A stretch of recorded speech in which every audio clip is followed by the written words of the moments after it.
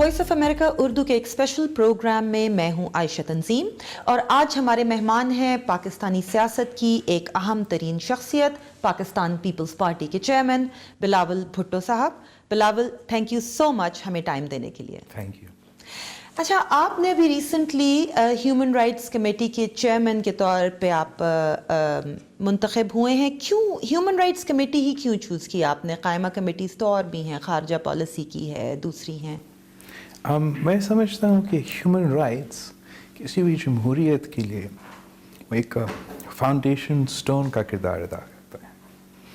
अगर आपका मुल्क में आप चाहते हो कि रूल ऑफ लॉ हो तो फिर ह्यूमन राइट्स होने पड़ेंगे। अगर आप चाहते हो कि आपके मुल्क में मसवात हो, बराबरी हो शहरी के लिए डिस्पाइट रिलीजन, कास्ट और क्रीड, तो उसका मतलब ये होगा कि there have to be human rights. If you want access to other fundamental rights, whether it's access to education, whether it's access to healthcare, तो फिर आपको अपना human rights को protect करना पड़ेगा.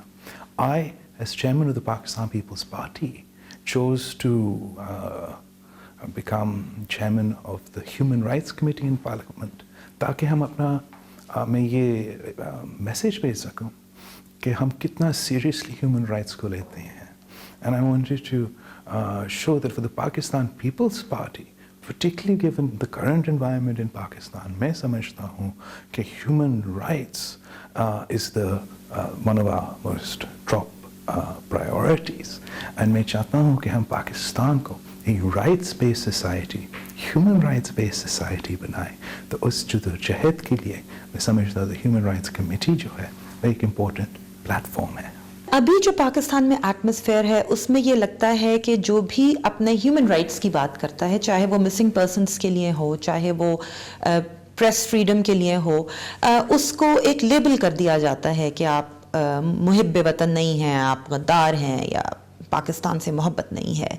ये एटमॉस्फेयर ऐसा कैसे बन गया पाकिस्तान में? तो मैं समझता हूँ कि ये एटमॉस्फेयर हमेशा रहा है हमारे मुल्क में।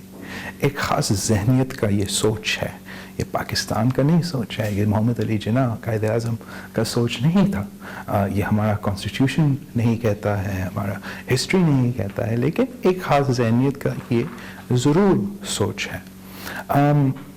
And the problem is that we've had a complicated relationship with democracy and human rights in Pakistan.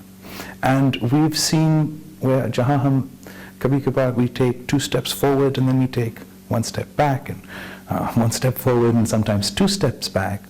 So while we've had this important transition and we've had this milestone in Pakistan's young democracy कि हम अपना peaceful transfer of powers कर रहे हैं, elections हो रहे हैं, at the same time there has been a retraction, perhaps in part as a reaction on the civil rights front, on the human rights front.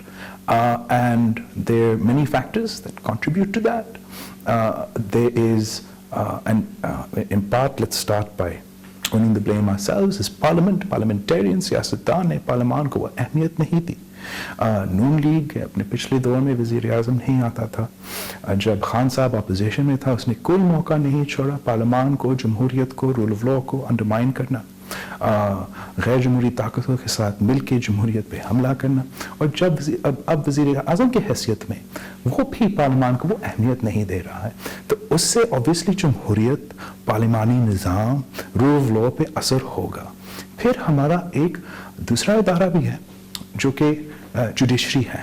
The judiciary's role is very important in any democratic society to maintain rule of law, to protect democratic and fundamental rights.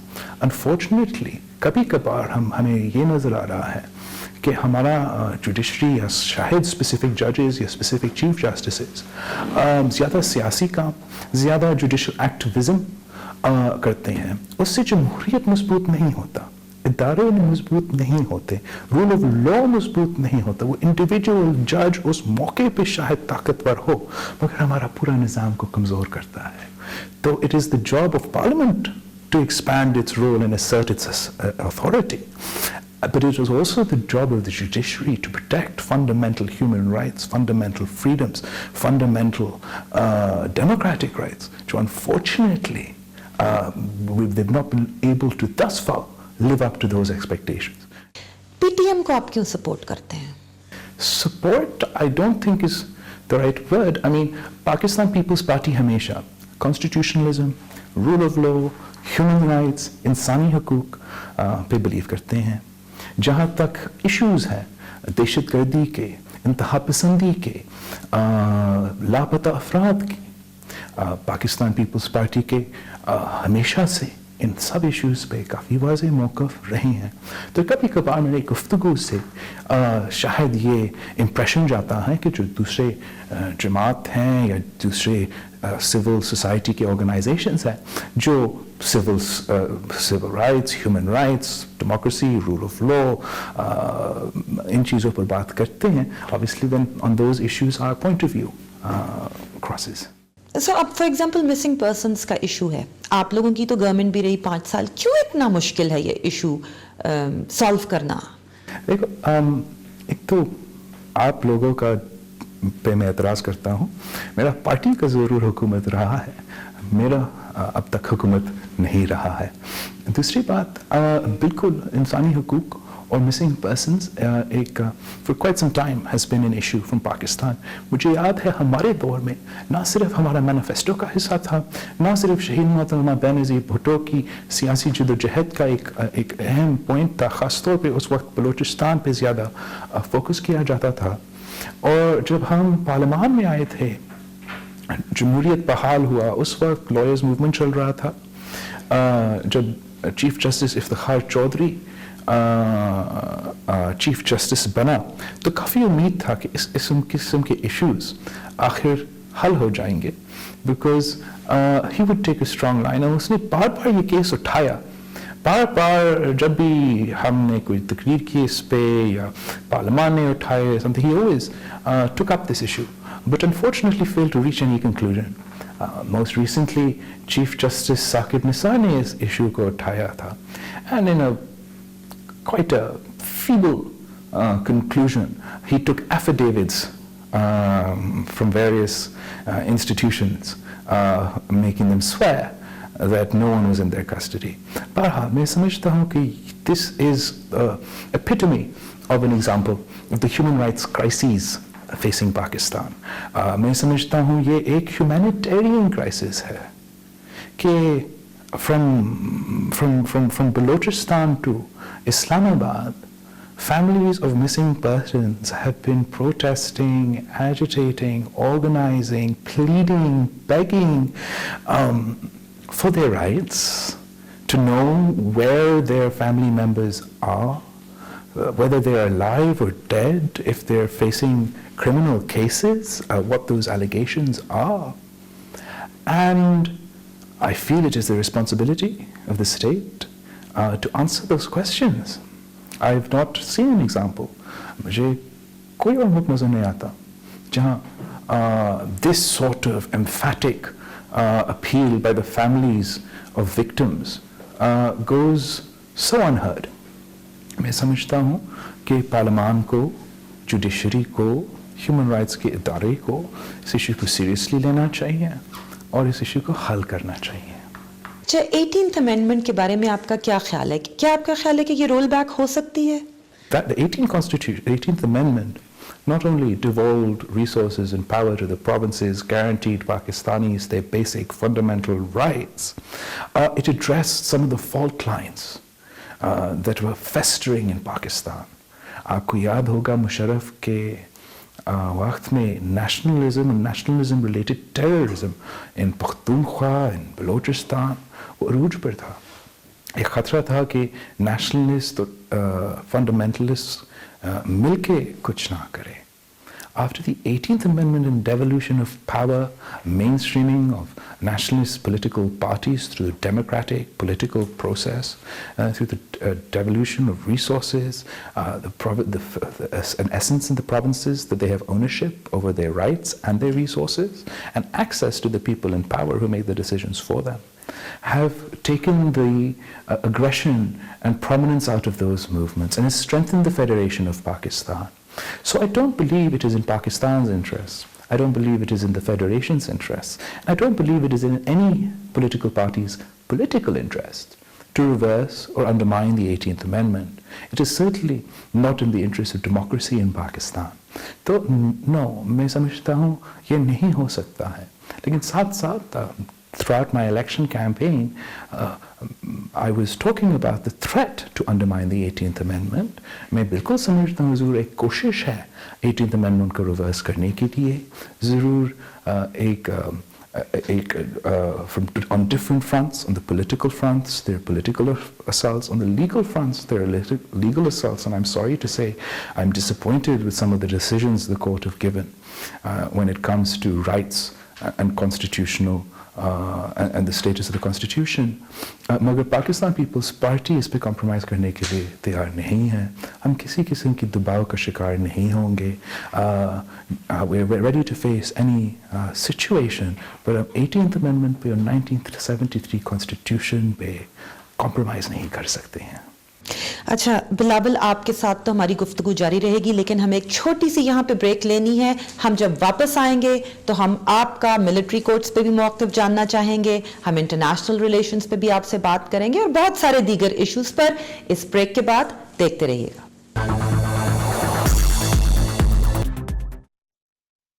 Welcome back. Bilawal से हमारी बातचीत जारी है. आप ये बताइए कि military courts पे आप लोगों ने स्टैंड लिया, मगर क्या आपका ख्याल है कि इन हालात में जब थोड़ी इंडिया के साथ भी कशीदगी है और भी इश्यूज़ हैं, आप मिलिट्री कोर्ट्स पे कोई कॉम्प्रोमाइज़ कर सकते हैं?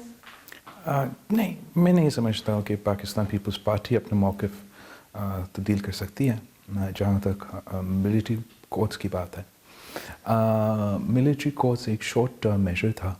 APS के बाद जब हमने नेशनल एक्शन प्लान बनाया था तो ये सोच था कि जुडिशल रिफॉर्म तो ज़रूरी है. तब तक to provide witness protection, ensure that judges feel secure, and the whole health difficulties in prosecuting, convicting. उसके लिए हम ये निज़ाम बनाए.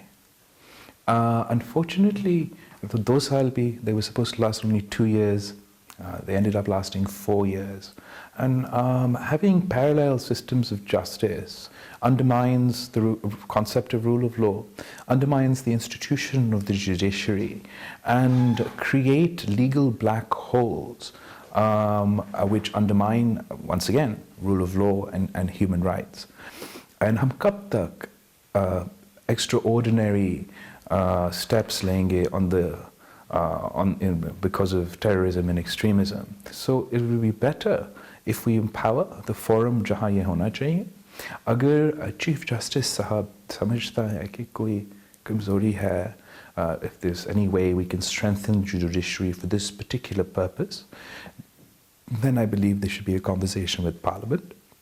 Parliament would be willing to pass the appropriate legislation to strengthen the civilian judiciary so that they can take on these challenges. अच्छा, अब हम थोड़ी सी आपकी पार्टी के बारे में बात करते हैं. आप कहते रहे हैं कि हम पीपल्स पार्टी को पंजाब में रिवाइव करेंगे, लेकिन इलेक्शन के बाद से आप एक दफ़ा भी पंजाब नहीं गए. क्यों नहीं? That's just not true. I've been to Punjab many times after the election, during the election, but एक विजिट से ये काम नहीं होगा. मैं समझता हूँ कि एक मुसलसल एफर्ट से पाकिस्तान पीपल्स पार्टी को जद्दोजहद करना पड़ेगी ताकि हम हमारा नज़रिया की सियासत पंजाब में भी फ़ाल कर सकते हैं. और ये पाकिस्तान पीपल्स पार्टी के लिए सिर्फ ज़रूरी नहीं है, ये मैं समझता हूँ पंजाब के लिए और पाकिस्तान के लिए ज़रूरी है. मैं समझता हूँ एक बहुत अफसोसनाक बात है कि लाहौर जो इस मुल्क का सबसे प्रोग्रेसिव सिटी समझा जाता है, वहाँ दोसेस ही कब तक कम्पीट करते रहेंगे. It is very important for us to introduce progressive politics to the heart of Punjab and to all over Punjab. But I am willing to fight the long fight to ensure that that happens. मैं ये नहीं समझता हूँ कि एक trip के बाद दूसरी ट्रिप के बाद ये एकदम में हो जाएगा, मगर I am committed to fighting the long fight. अच्छा, आपकी पार्टी जाहिर है पंजाब में लॉस हुआ, अब आप रिवाइव करने की कोशिश कर रहे हैं, तो कुछ चेंजेस भी आपके जहन में होंगी. तो लेट्स से कि मैं आपको I give you a magic wand, तो आप क्या बदलेंगे अपनी पार्टी के बारे में? If I had a magic wand, I suppose I would wish that the workers of the People's Party would not have to be so brave all the time and sacrifice so much to secure their fundamental rights. They've been flogged by dictators, they've faced the gallows, they've been killed in extrajudicial killings, they've been killed in terrorist attacks, and that requires an enormous amount of bravery to fulfill your duties to your country. And मैं समझता हूँ कि किसी भी मुल्क में किसी भी सियासी कारकुन को इतना बहादुरी, इतना कुर्बानी ना देना पड़े, ना दिखाना पड़े जितना पाकिस्तान पीपल्स पार्टी के कारकुन ने दिखाए हैं. मैं इन पे फ़ख्र करता हूँ कि पाकिस्तान पीपल्स पार्टी में ये ऐसे कारकुन हैं जो हर बार, चाहे वो अयूबी आमरीत हो या ज़िया की आमरीत हो या मुशर्रफ की आमरीत हो, वो उनके सामने ना झुके ना हटे और जद्दोजहद करते रहे. सो आपके कारकुन तो इतनी जद्दोजहद कर रहे हैं, लेकिन जवाब में ये कहा जाता है कि आपकी पार्टी सिंध में कुछ ख़ास काम नहीं कर रही, और जो फ़र्क नज़र आता है ख़ास तौर पे पंजाब से सिंध जाएँ तो इंफ्रास्ट्रक्चर में, ह्यूमन इंडिकेटर्स में, एजुकेशन सिस्टम में वो बहुत ज़्यादा वाज़ेह है. ऐसा क्यों? लेकिन अगर 2008 से लेके फिर 2013 में और फिर in the latest election 2018 के सिंध के अवाम ने पाकिस्तान पीपल्स पार्टी को ना सिर्फ वोट दिया मगर ज़्यादा सीट से फिर से मुंतखब किए, तो इसका मतलब ये है कि हम कुछ तो कर रहे हैं. अगर आप इंफ्रास्ट्रक्चर देखें, अगर आप पानी का सिचुएशन या इन्वेस्टमेंट जो किया गया है उस फील्ड में, पॉवर्टी एलिविएशन का जो वाहिद सूबा है जहाँ एक प्रोविंशियल पॉवर्टी एलिविएशन प्रोग्राम जारी है. अगर आप ख़वातीन के एम्पावरमेंट की बात करते हो, अगर आप अक़लियतों के एम्पावरमेंट की बात करते हो, तो पाकिस्तान पीपल्स पार्टी बाकी सूबे से आगे है. इवन अगर आप एजुकेशन, जिसका बहुत बुरा हाल है ना सिर्फ सिंध, बलोचिस्तान, फाटा मगर पूरा मुल्क में, पाकिस्तान पीपल्स पार्टी की जो एजुकेशन का में इन्वेस्ट किया है सिंध में, जो लेटेस्ट रिपोर्ट आया है उसका, जो that compares the education standards across Pakistan in 2012, 2016 and then 2018, that shows that while Sindh has many problems, while Sindh is far behind in many indicators, it is also the most improved province. It is also the province that has improved the most in the course of that time. I think that it is unfair and part of a propaganda campaign to show specific cities, or not even specific cities, but specific areas within specific cities in Pakistan that have historically received the most funding during dictatorships and then during their proxy regimes, and then compare it to Fatah, Balochistan and Sindh, and then ask the smaller provinces why they're so poor, why their education is so lacking, why they have faced challenges in healthcare. So we have our challenges. I believe the Pakistan People's Party is working, is delivering, while other parties were focused on selling and rhetoric. And inshallah, the facts will show that and the truth will win out. अच्छा, if I may respectfully disagree है, वहाँ की जो bureaucracy है, and specially लोग जो कई सूबों में सर्व कर चुके हैं और सिंध में भी सर्व कर रहे हैं, they've complain to me time and again कि सिंध में जो करप्शन का हाल है, सिंध में जो काम ना होने का हाल है, वो बहुत बुरा है.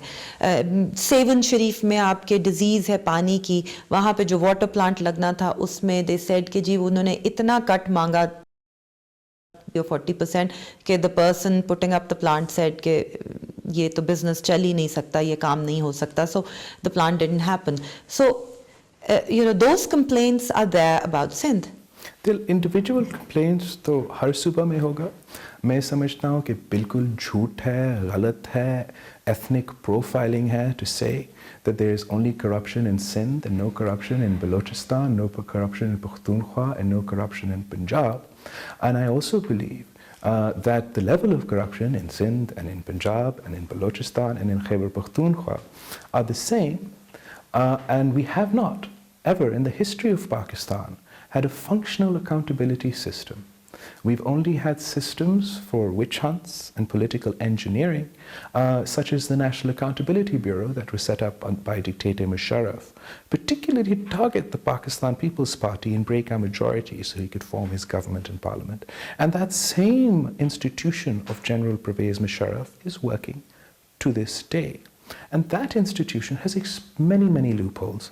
First of all, it has created this concept of people beyond the reach of the law, where if you serve in public life or if you are a politician, obviously this institution can investigate you and your ancestors and any relative to any degree. But if you belong to the judiciary or the army, you are immune from any investigation. This institution further promotes money laundering and corruption. The power rests with the chairman and then ultimately, who's easily influenced by the government, to forgive incidences of corruption on so-called plea bargains, where if a bureaucrat, and bureaucrats do the most corruption, so I'd really check your sources, choose to return a portion of their money, the rest of their money become white. We have delivered in Sindh. I'd invite you to come with me and I'd love to show you Sindh, because there's a very different Sindh that is showed on the controlled, manipulated media in Pakistan. So I'll take you up on that offer, लेकिन एक हमें break और लेनी है, पर उसके बाद हम इंटरनेशनल रिलेशंस पे भी बात करेंगे, आपने जो पार्लियामेंट में बात की उस पे भी, और थोड़ी सी आपकी कुछ ज़ाती ज़िंदगी के बारे में, लेकिन हम वापस आते हैं एक ब्रेक के बाद।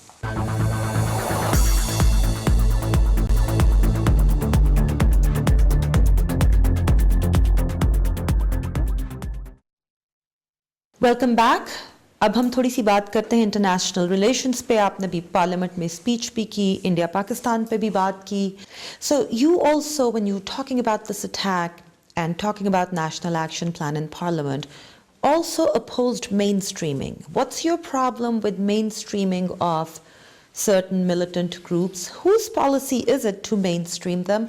And what do you think is the alternative? So I don't understand the concept of mainstreaming. It is something I hear about on television and from various members of the ruling party. And I do not believe that it is in line with the National Action Plan, the unanimous decision of Parliament. So I don't understand and don't believe that it should be a state policy. Obviously, the Pakistan People's Party has a very humanitarian outlook. I believe every individual should be guaranteed human rights. But for us to even consider mainstreaming, there has to be policy input by those who should be making policy. There has to be confidence building measures. You have to have a re-education, de-radicalization, before we talk about reintegration. And of course, the very first step should have been a de-weaponization, none of which I believe has taken place. So let's talk in general about Pakistan's foreign policy and how it's dealing with different countries. Do you think Pakistan's been able to balance between Iran and Saudi Arabia, for example? The Pakistan People's Party has always believed in a very activist foreign policy. And most of our historical foreign policy events, achievements in Pakistan's history has happened during Pakistan People's Party's government. As far as Saudi Arabia or Iran or any other of our neighbors are concerned, I think that the government does need to do more to engage our neighbors. They've not engaged in the way that they should have done, I believe. By that, do you mean they haven't engaged with Iran? Because Saudi Arabia, they seem I believe at the moment there's a minister in Iran on the government side. But no, I don't believe that they have invested or engaged appropriately with Iran. Not this government, not the last government. I don't believe that we've had a proper engagement with Afghanistan. I don't believe we've had the proper engagement with India. And as far as this government is concerned, I believe we could have better engagement with China. So talking of China, do you agree or disagree with the view that CPEC is a form of financial imperialism? You know what I think is funny? The US lecturing the world on financial imperialism. I think that let's contextualize everything. The One Belt, One Road initiative, the reinvigoration and reintroduction of the new Silk Road is, I think, a revolutionary idea. It projects China's soft power, economic power, encourages trade and integration and economic development across the region. And the problem that Pakistan had with the One Belt, One Road when the Pakistan People's Party came into power is that we didn't have a piece of the pie. Pakistan was not a part of the One Belt, One Road.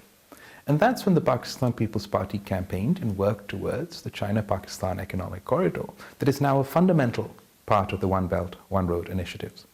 Our approach was that if we were able to encourage economic development in FATA, in Balochistan, in areas most hit by terrorism and extremism, that would help us in winning over the hearts and minds of the victims of extremism. And I don't believe it's imperialism.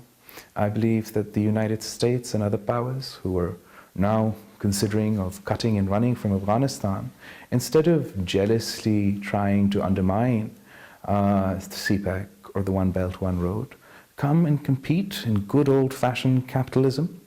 Perhaps Pakistan and Afghanistan should insist that if the US is going to abruptly pull out of Afghanistan, then there must be a Marshall Plan for South Asia. And that way, they could also project their economic soft power within the region. I believe there are legitimate questions about perhaps transparency or debt associated with CPEC. But I believe that the potential here is something that we can't let go. This is China's only access to the warm waters, and it'll be through Pakistan. People raise questions about, oh, we're building all this infrastructure. Will we be able to actually have the trade to do that? Fair enough, at the moment our exports to China are abysmal. But I hope that we do build that sort of trade relationships, and I hope we are able to pay back these loans, and I believe we will do. आप अपनी वालदा के बारे में बहुत बात करते हैं। जाहिर है कि आपकी वालदा हैं, हर औलाद अपनी वालदा को मिस करती है। वो सियासतदान थी, आप भी सियासतदान हैं, सबसे ज़्यादा उन्हें कब आप मिस करते हैं? I think हर वक्त, I mean, किसी भी बेटा के लिए to lose your mother at such a young age is a traumatic experience. And आप कभी भी, I think you're always looking at, particularly at the start, के ये, when will you move on, when will you be able to feel more at peace, but I think that that doesn't quite happen. You just sort of start living with the reality. अच्छा, आपके वालिद भी सियासतदान हैं। आपके वालिद की सियासत में और वालदा की सियासत में क्या फ़र्क है, और दोनों में किसकी सियासत से आपने क्या लिया है, क्या अपनाया है? देखो, my father was originally had no intention of joining politics, but what happened was जब शहीद मोहतरमा बेनज़ीर भुट्टो ने पहली बार ज़िया आमरीत के ख़त्म होने के बाद हुकूमत संभाली, तो वो जो जमहूरियत दुश्मन एक लॉबी है इस मुल्क में, एक ख़ास ज़हनियत है, उन्होंने सदर ज़रदारी को फ़ौरन एक प्रोपेगेंडा और किरदार कशी का sort of target बनाया था. And he was arrested immediately after our first government, and since then has been dragged into politics, held as a hostage to my mother's political career. Spent 11.5 years in total in prison without a conviction, and has subsequently been acquitted in each and every single case. So they had different approaches to politics because their political experience was different. My mother had her experience in combating General Zia. That's when she cut her political teeth as a sort of people's politician, and then came into power, and as a woman in Pakistani politics, and the first female prime minister and the youngest ever prime minister of Pakistan. She has her own canvas and her own trajectory and her own reasons to inspire me.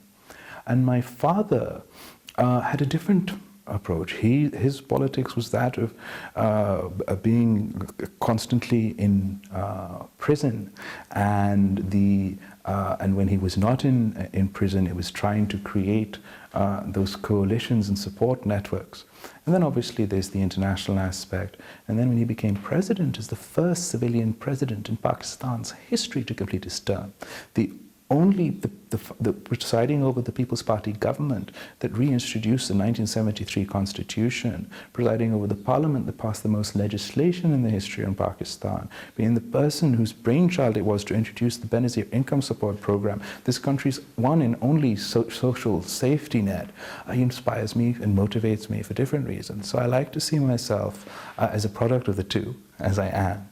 And my mother inspires me because she's Benazir Bhutto, and my father inspires me because of what he has done. एक थोड़ा सा मुश्किल सवाल है, मगर कुछ लोग कहते हैं कि आपके वालिद की वजह से आपकी सियासत को नुकसान भी पहुंच रहा है।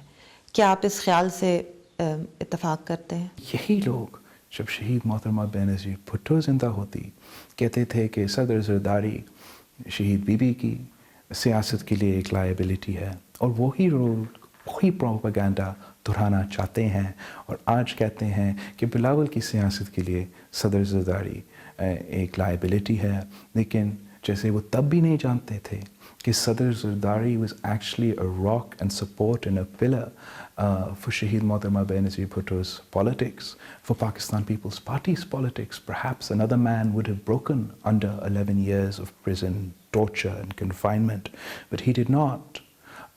So they don't understand what sort of strength Sadr Zardari provides not only to the Pakistan People's Party, not only to Shaheed Mohtarma Benazir Bhutto, but the sort of emotional, familial support he provides me, the political support that he provides me. He's known as the king of reconciliation politics in Pakistan. If there's one man who even today could sit in parliament, talk to all the political parties and convince them to unite on one platform, that is President Asif Ali Zardari. So no, he is not a liability, he is an asset for the Pakistan People's Party. Thank you very much, Bilawal. It was a pleasure talking to you, and on behalf of Voice of America, thanks again for joining us. Thank you so much, it was such a pleasure. Thank you.